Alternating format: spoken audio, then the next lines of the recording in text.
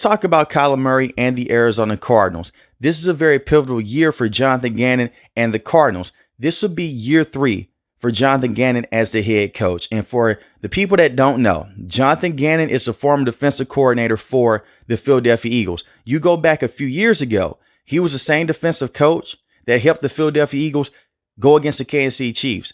That's the matchup to where James Bradberry was holding on to Juju Smith-Schuster and they lost that game.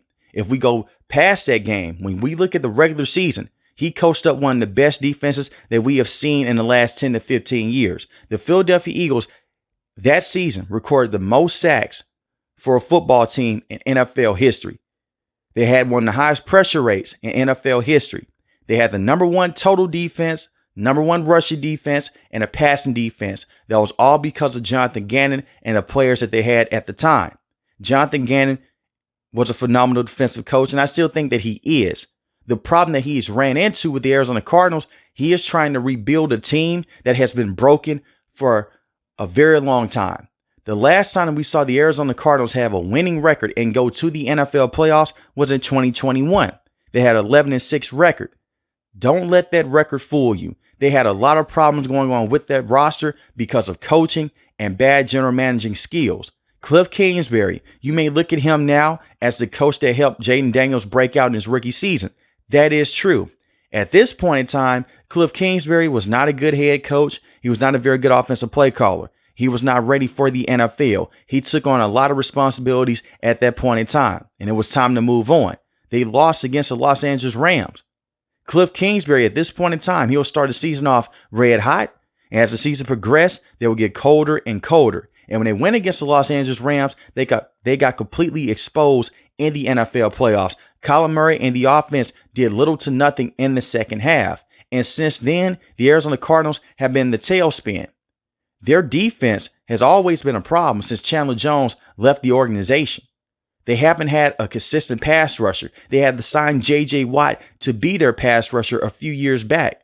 And J.J. Watt, give him his credit, even though he was dealing with injuries, he was in the back end of his career. He was a very good pass rusher. He ended his career with double-digit sacks with the Arizona Cardinals. He was still a very good player, but they didn't have another player waiting in the wings to come in and take over that position.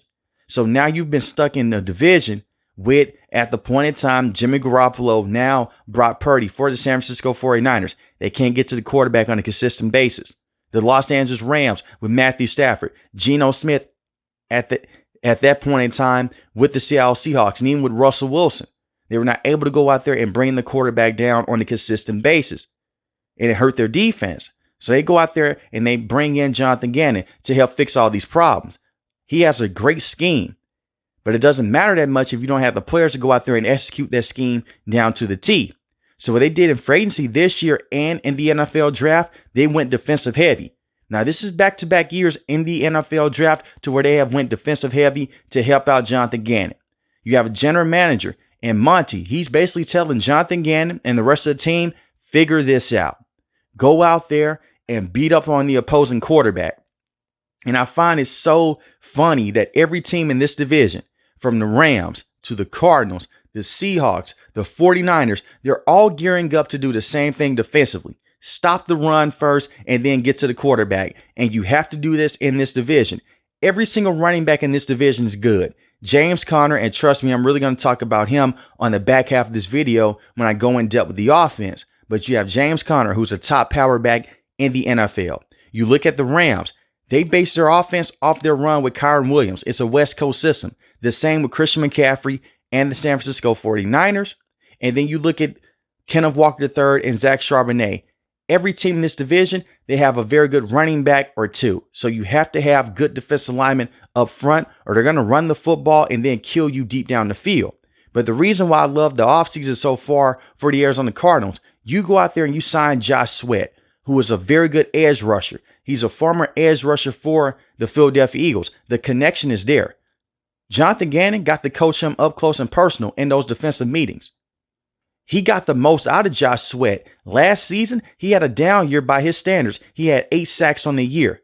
But any type of production right now will help the Arizona Cardinals move forward. They need him to come in and be the anchor of this defense on the outside. You do have some young players playing around him, but he needs to be the best pass rusher straight out the gate. And I expect that he will be. You did make a trade a year ago to bring in Baron Browning from the Denver Broncos. He's a solid linebacker. It's the reason why you brought him in. You want more pressure off the edge and you want a dual threat at the linebacking position. So you have Baron Browning. You have a very good edge rusher now in Josh Sweat. You drafted Xavier Collins in the first round. Xavier Collins was put into a weird situation. You look at his numbers, you say, hey, he may shouldn't have been a first round pick. And I would agree with you. But Jonathan Gannon has moved him around. This is a former interior linebacker. He's now an edge rusher. 5 sacks last season, 2 forced fumbles. That's not going to get it done. He's not a premier pass rusher with the Arizona Cardinals. He's not a bad player, but he hasn't lived up to that hype of being a first round pick. You drafted Walter Nolan in the first round with the 16th overall pick. He's a big defensive tackle from Ole Miss, 6.5 sacks. Now, straight out the gate, he's going to be more so of a run stopper. And this is a great move for the Cardinals. Remember, Jonathan Gannon built that defense with the Eagles from the inside out. And he did that with Nick Sirianni being the head coach and with the general manager and Harry Roseman all being there together and putting emphasis on the defensive tackles. You look at Jalen Carter. That's the type of role they want Walter Nolan to be in.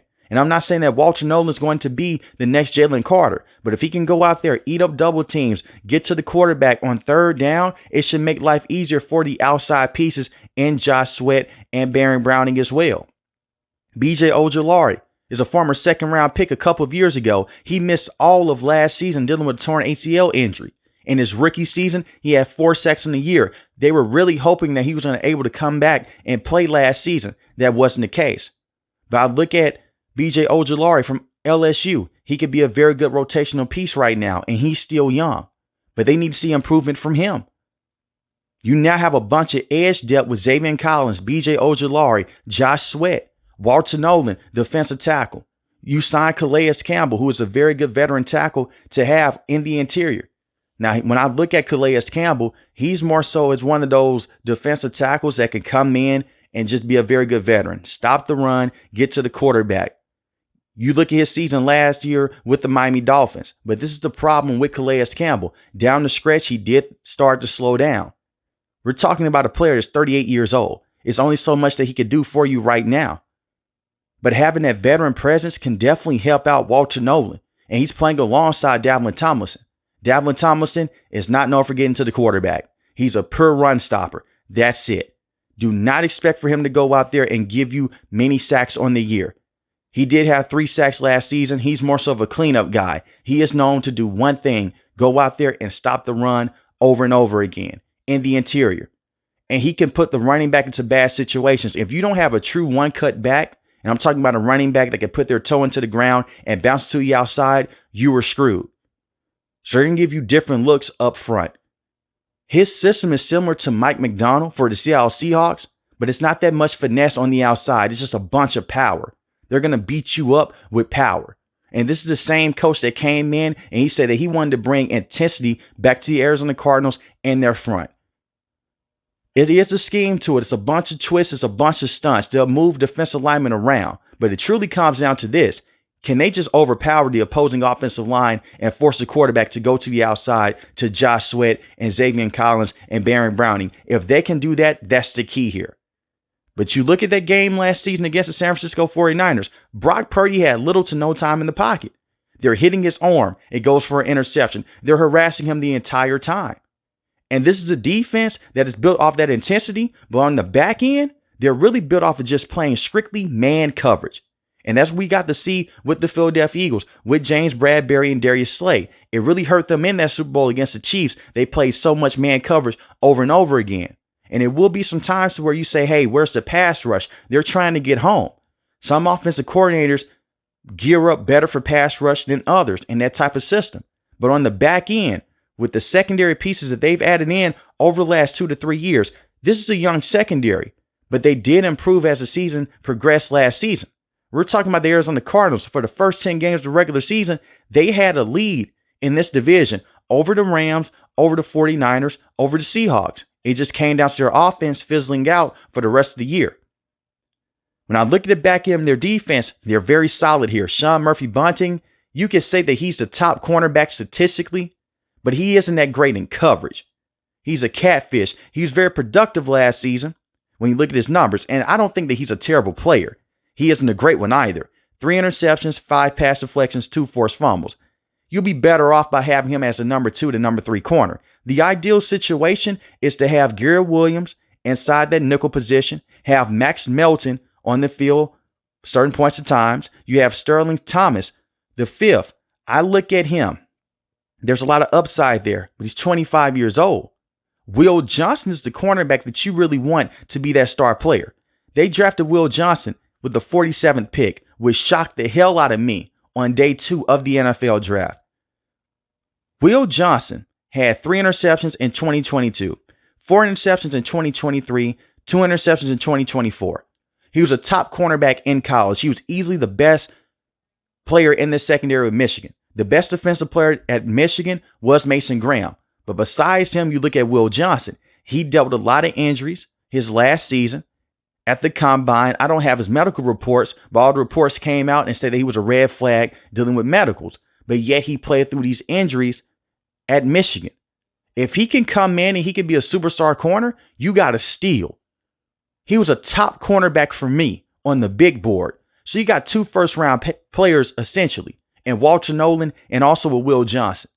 And you need to have good pieces in your secondary in this division to keep up with Cooper Kupp, Puka Nacua, Jackson Smith-Njigba, Brandon Ayuk, Ricky Pearsall. You need to have a defensive mindset in this division that can get you over the top. This is a talented football team. What is going to work against the Arizona Cardinals is the fact, can their offense be consistent enough, and the fact that you're in a really tough division with a lot of good coaches. And this is one of the toughest divisions in the NFL per team based from quarterback all the way down to the kicker. There's a lot of talent in this division. But Monty doesn't want to hear those excuses. And that's the general manager here. That's why he really went defensive heavy the last 2 years in the NFL draft. You can't fix all your problems in free agency. Free agency, the way that I look at it, if you have immediate need, you go out there and try to get the best player available. Then you go through the NFL draft and you try to develop your own talent. That's how football teams are made. Occasionally, you'll see a team go out there to trade off their best pass rusher, to trade off their best asset. They're a losing team. But that still doesn't fix all your problems. But the fact that they went this defensive heavy in the NFL draft in back-to-back years and also in free agency is telling you a lot. They want defensive talent to step up sooner than later. And I know that it really hurt Jonathan Gannon to see them on the back half of the season when they were giving up a lot of big plays as the season progressed. And trust me, when I talk about the offense here, it wasn't all on the defense. The defense played very well. The defense was able to keep them in certain football games, even if their offense was able to go out there and just have 2 to 3 turnovers on the day. With the 78th pick, they also went with Jordan Birch, linebacker from Oregon, 8.5 sacks. Once again, I was shocked that he was still on the board. A very good outside pass rusher. Listen to the theme here. Josh Sweat, Xavier Collins, B.J. Ojulari, now Jordan Birch. And the same with Baron Browning. They're adding in that depth. There's a lot of reports last season that Jonathan Gannon was very upset that B.J. Ojulari had to miss last season. And I always go back to that game against the Los Angeles Chargers. They bullied that team up close and personal. Monday Night Football. And the reason why I go back to that game, right before halftime, you hear Jonathan Gannon go to the sideline reporter. Before he goes into the locker room, he says, hey, we're going to stop this run, and we're going to go out there, and we're basically going to punch them in the mouth. We're going to run this team, basically violence with a motor on it. And he just ran to the locker room. It's a weird quote to say. They come back out in the second half. They're crowding the line of scrimmage. They're stopping the run game, and they're beating up Justin Herbert, and they're playing strictly man coverage for the rest of the game. And he did a similar thing against the San Francisco 49ers and against the Seahawks. Now, the Seahawks bullied them with their defense. But that's the type of football that Jonathan Gannon wants to play. Old school base football on the defensive end. And having Jordan Birch to definitely help out with that. He can play interior linebacker. He can rush from the inside. He can rush from the outside. Just overall a very good player that will fit this system long term. So I look at the defensive moves they made and I look at their complete offseason. I give it an A+. I love what the Cardinals did.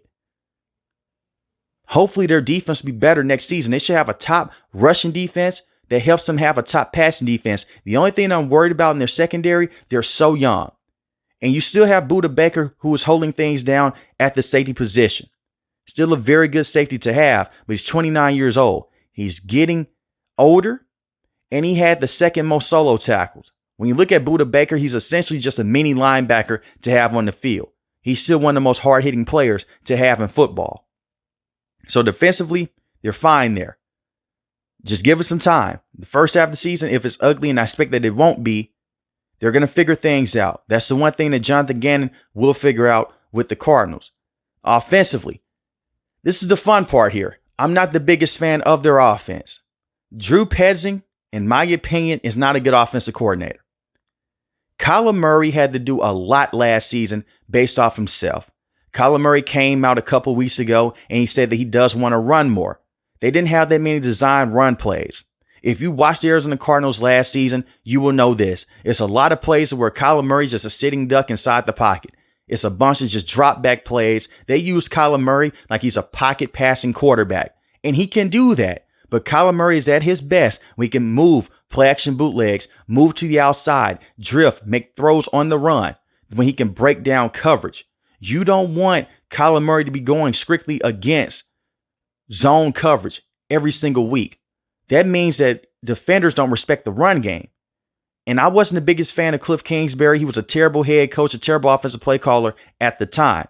He didn't make that many adjustments. But the one thing that he did get right with Kyler Murray, it'll be a bunch of run plays that were designed in that playbook, and it put a lot of stress on the defense. And Kyler Murray could get the football out quick. It was a bunch of predetermined reads, a bunch of screens. Last season, just a bunch of curls, a bunch of slants, the occasional post route, and a comeback route. That was it. And we're talking about a Cardinals team that has a lot of young wide receivers that need that development. They need to be more creative down the field. When I look at the system that the Commanders run right now, oddly enough, coached up by Cliff Kingsbury, Kyler Murray could benefit from that. I really wish this was a version of Cliff Kingsbury that the Arizona Cardinals got a few years ago instead of the young Cliff Kingsbury that didn't make that many adjustments. But he needs to be in a type of situation that he was in at Oklahoma. And I'm not saying do this every single week. A shotgun type of system, predetermined reads, keep the defense honest, and a bunch of quick snaps up front. That is what the Arizona Cardinals have to do around Kyler Murray. A bunch of run plays, but run and gun. Let him throw the football deep down the field to Marvin Harrison Jr. And it's not all on Drew Petzing, because Drew Petzing will get conservative. He'll run the football a little bit too much for my liking. They'll go very conservative on third and short. Instead of letting Kyler Murray go out there and pick it up with his legs, they'll just run it with James Conner up the middle of the field. Or they'll just do a toss play to someone like a Trey Benson or Amari. You need to get away from that. You need to be more creative on third down and let him throw the football across the middle of the field. And this is where I'm going to give Kyler Murray a lot of critiques here. Kyler Murray has never thrown for over 30 passing touchdowns in the season. Kyler Murray has never thrown for over 4,000 passing yards in a season. We could say that he never had the best talent, but he did get to play with DeAndre Hopkins, who was still in the prime of his career. The man caught a Hail Mary pass against the Bills. Kyler Murray did get to play with his best friend in Hollywood Brown. So they have tried to put weapons out there for him. And you did have Zach Ertz, even though he was an aging tight end, he was still the good for sure-handed tight end with the Cardinals, in my opinion. The coaching hasn't been the best, but we've seen less talented quarterbacks with worse coaching go out there and outperform the system. Kyler Murray was selected with the first overall pick many years ago. He's been in the NFL for 6 years now. You need to see more consistent play from Kyler Murray. From week 1 all the way to week 10, Kyler Murray was one of the best quarterbacks in the NFL against the blitz and against complete pressure. This was a problem. He fizzled out as the season went on. And we've seen this before with Cliff Kingsbury. Now we're seeing this again with Drew Petzing. Kyler Murray is far from being a perfect player. He's a top 15 quarterback in my opinion. With the skill set that he has, he really should be top 5 to top 10. And that doesn't work out for every quarterback in the NFL. I understand that. But Kyler needs to be a better player. And it's easy for me to come on here. This is a lazy evaluation. When I hear a lot of analysts say this, and I'm not throwing any shade, when they just say, well, Kyler's bad because of his height. You know, on third down, he goes against the blitz on the back half of the season. The reason why he was bad, he can't see over the line of scrimmage. That isn't true. It's a lot of plays in his career to where he's throwing the football deep down the middle of the field. Not consistently, but he'll open up those passing lanes with his speed. Kyler Murray was just throwing a lot of dumb interceptions last season to the Minnesota Vikings. The Cardinals defense kept him in that game. He had one of the worst games of his career against the Vikings last year. And the same against the Seattle Seahawks, not once, but twice. The pressure was getting in his face, yes, but it was open wide receivers. It was a check down right there for you to James Conner. It's a check down to Greg Dortch. You just take what the defense gives you. They did that in the first half of the season. Kyler Murray did that, but he went away from it. And it's a lot of times where he doesn't want to throw the football out of bounds. So he'll just try to make a play. He gets frustrated. He'll throw off his back foot. He'll just throw into double or triple coverage. And that's the problem that he had with Marvin Harrison Jr. last year. A lot of things can be true here. He can be in a bad offensive scheme with Drew Petzing. He had bad coaching with Cliff Kingsbury. But Kyler Murray also hasn't stepped up. And I still find it very ironic a couple of years ago that the general manager came out and leaked out his contract details, which is terrible. That's a bad look in the organization. They wanted Kyler Murray to study more. You may say, why am I bringing it up right now? That was years ago. A reason why a coach will bring that up, and the same with a general manager, they're frustrated because you're not throwing with anticipation. If you listen to the Brock Purdy interview, he is a smaller quarterback. But if you played football before, it's hard as hell to see past certain offensive linemen. So you may go to your coach and say, what can I do about this? Throw it in anticipation. If they're in cover 3, this window should be open. If they're in cover 2, this window should be open. Take the check down. Kyler Murray doesn't throw that much anticipation.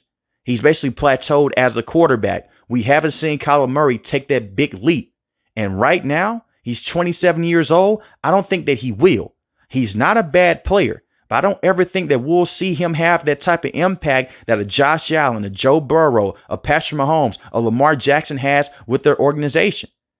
And what really sucks, he has a strong arm. He has athleticism to take that leap forward. But I don't believe that he ever will. I think the Kyler Murray that you're looking at right now is who Kyler Murray is. A very good quarterback that will go blind against the blitz every now and then and doesn't deal that well with pressure. The way that you fix this is by putting him into a situation in shotgun. He can fully see the field better. And you give him a consistent run game with James Conner, which they have. And you fix his offensive line in the interior. Even though I love the moves they made in the offseason, I really wish they would address the offensive line in the interior. You have one consistent offensive lineman in Paris Johnson Jr. He's one of the best tackles you can have in the NFL. He's phenomenal. That man is great. Jonah Williams, he's a solid pass protector at the right tackle position. He's serviceable. You can keep him around. The rest of his offensive line, they were getting bullied against the Minnesota Vikings and against the Seahawks in the interior. And it put a lot of stress on James Conner, and it put a lot of pressure on Kyler Murray. Hopefully this offensive line can be better in the interior moving forward. And you may say, hey, you only have to worry about having good tackles. Kyler Murray can run his way out of pressure. If you go against QB contained coverage, you're screwed. The top defensive ends in this division will give you hell. Look at Nick Bosa. Look at what the Rams have built over the last 2 years. And look at what they just did to Sam Darnold. So it comes down to Kyler Murray trying to mask some of the flaws for the Cardinals. We'll see if he can do it. With Drew Petzing, this was Drew Petzing's first full year having him as a quarterback. Maybe next year it'll be a better system. I'll give him the benefit of the doubt. But if it doesn't work out next season, they need to move on from Drew Petzing and bring in the right offensive coach. And Kyler Murray just needs to get better as a quarterback. He hasn't developed at all. But like I mentioned before, James Conner is a top power back to have in the NFL. He's turned his career completely around with the Arizona Cardinals. And I love to see that. It's a story from Pitt, him beating cancer, how the Steelers did him. They basically blamed him when they didn't have a run game and their offensive guards were aging out and they weren't worth a damn on the field. But James Conner has been able to go out there and be a consistent running back year in and year out for the Cardinals. You have him. You have Trey Benson. Eventually, they're going to give Trey Benson more carries. He's 22 years old. This is how the NFL works. And you have Amari. I like the running back room. Far as the wide receivers, the wide receivers aren't the best past Marvin Harrison Jr., but Michael Wilson is a solid number 2. I really like Michael Wilson a lot. There's a lot of upside there. 47 catches, 548 receiving yards, 4 receiving touchdowns. And you have Greg Dortch, who's a solid number 3/4 wide receiver. They need Marvin Harrison Jr. to make that step next season. They need him to be the top wide receiver. Not just 1,000 receiving yards. They need him to go out there and to be that generational wide receiver that he was at The Ohio State University. A lot of things did not work out in his favor last season. Kyler Murray had a lot of plays. He didn't see him downfield. But also his separation wasn't the best. He had drops early on. As the season progressed, he got better. He went through the typical rookie slump. It happens. He has some great games, and he has some games that made you scratch your head. I still hold out a lot of faith that Marvin Harrison Jr. will be a top wide receiver in the NFL. Kyler Murray just had to bring down that chemistry with him. 885 receiving yards last season, 8 receiving touchdowns. He averaged 14 yards a catch. And sometimes you have to force feed your guy. We see Matthew Stafford do that with Cooper Kupp, Big Ben with Antonio Brown, Randy Moss with Tom Brady. You just force feed your wide receiver. Even when he's not open, he's open.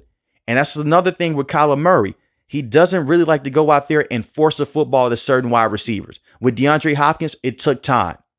And that comes down with anticipation and ball accuracy. It was a beautiful pass against the New York Jets. He has a defender all over him. Kyler Murray puts it to the outside, to only where he can receive the football, goes for a touchdown. You need more plays like that. And usually it takes time. It's not going to work out within just one offseason. For some quarterbacks and wide receivers, it can. And I look at Marvin Harrison Jr. The separation wasn't there last year, but he is so big, he's so physical, and he's so athletic. He can make some of those plays with those 50-50 balls. Just give him the football and trust in your guy. If it doesn't work out, you're giving him a chance to go out there and make a play. But in year 2, he's gaining weight, and it seems like he's gotten faster as well from sideline to sideline. Expect for him to have a breakout season next season. At the tight end position, you have one of the best receiving tight ends in Trey McBride. It's the reason why you just gave him a contract extension. Trey McBride can go out there and he can basically be that number one target week in and week out. He had 111 catches, 1,146 receiving yards, 2 receiving touchdowns. He averaged 10 yards a catch. And I'm still surprised he only had 2 receiving touchdowns. Once again, it's the little details that Drew Petzing is missing with his offense. How do you have the fourth most catches in the NFL and you only have 2 receiving touchdowns? And you can't make the case that he was getting double covered in the red zone. They have Marvin Harrison Jr. And you have Michael Wilson. Your wide receiver should have done more last season, and the same with your tight end. It was a broken offense. The players do have to step up. But I look at Kyler Murray. That's the guy that has to take that step moving forward, hopefully. But even if he is what he is right now at this level, you can win some football games with Kyler Murray moving forward. It just comes down to your defense. Can they stay healthy enough and the interior of their offensive line shaping out for them? But those are the 2 weaknesses right now with the Cardinals. Offensive play calling with Drew Petzing and their offensive line depth and lack thereof in the interior. If they could go out there and fix those things on the fly, they'll be a very good team. Regardless, they're going to be a threat in this division. I just look at this division. It's going to be a bloodbath with the 49ers, the Rams, and the Seahawks. But let me know in the comment section below, how do you feel about the Arizona Cardinals moving forward, and how do you feel about Kyler Murray so far in his career? If you're new to the channel, hit the subscribe button. If you like the video, hit the like button. Most importantly, I want each and every last one of you guys stay safe, stay positive. Thanks for the video, guys. God bless.